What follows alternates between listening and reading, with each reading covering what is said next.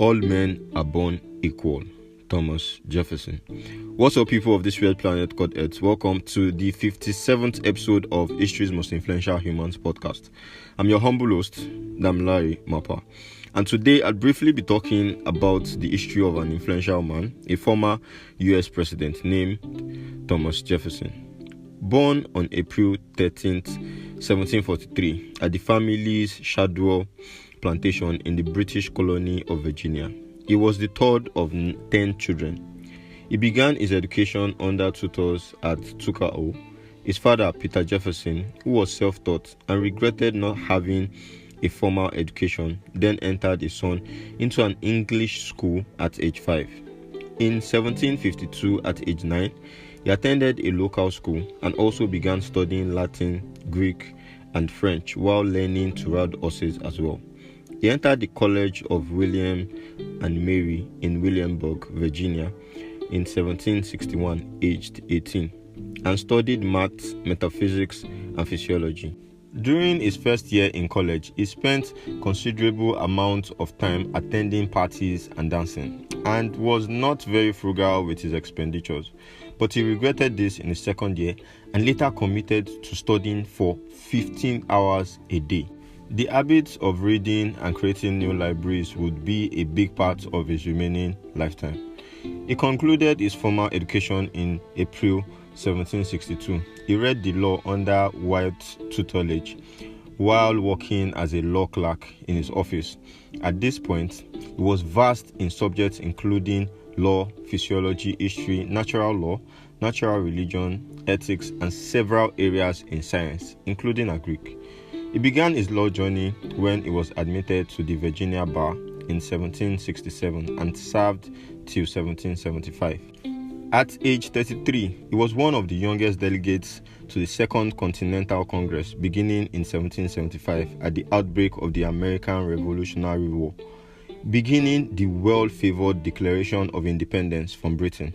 Jefferson wrote most of the documents of the Declaration of Independence in isolation between June 11 and 28, 1776, in a home he rented at 700 Market Street in Center City, Philadelphia. After finishing the document, other committee members made some changes and a final draft was presented to Congress on June 28, 1776. After the debate over its content on Monday, July 1, roughly a fourth of the original document was removed. Jefferson resented this removal but didn't speak publicly about it. On July 4, 1776, the Congress ratified the declaration and delegates signed it on August 2nd, which translated to the delegates knowingly committing an act of high treason against the crown. This was a serious criminal offense and was punishable by torture and death, but this didn't stop them from what was to come. At the start of the revolution, Colonel Jefferson was named commander of the Albemarle County Militia on September 26, 1775.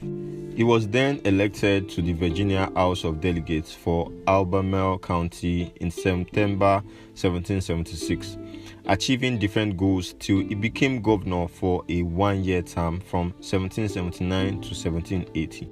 In 1783, Jefferson was appointed a Virginia delegate to the Congress of the Confederation, organized following the peace treaty with Great Britain, helping with several productive ideas and innovations.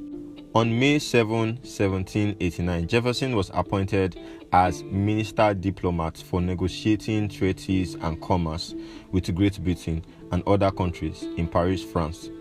And in less than a year, he was made to succeed Franklin as Minister of France. And during his 5 years in Paris, he played a leading role in shaping U.S. foreign policy. Soon after returning from France, Jefferson accepted President Washington's invitation to serve as Secretary of State, which didn't last too long because of clash of ideologies and personalities, and a few other reasons.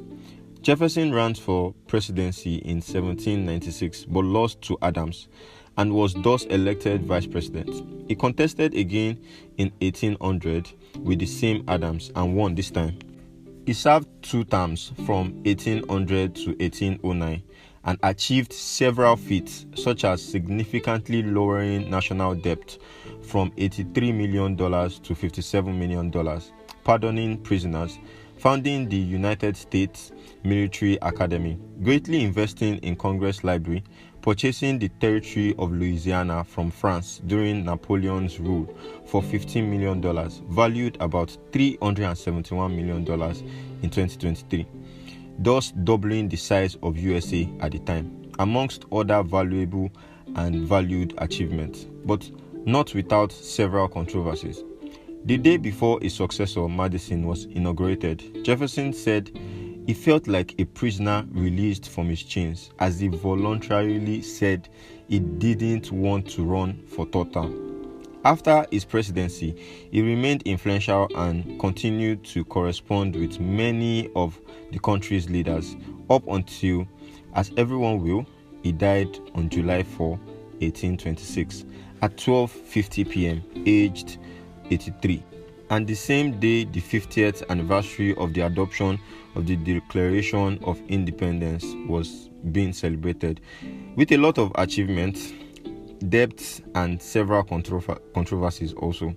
If you are a lover of history though and knowledge, I would implore you to still research about other information relating to Jefferson, as his life and other information surrounding him is quite interesting.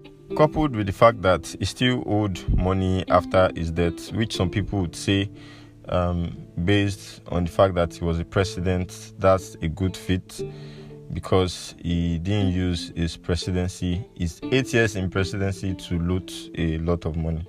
But then the fact that a president of the United States owed money is still something not to be celebrated also.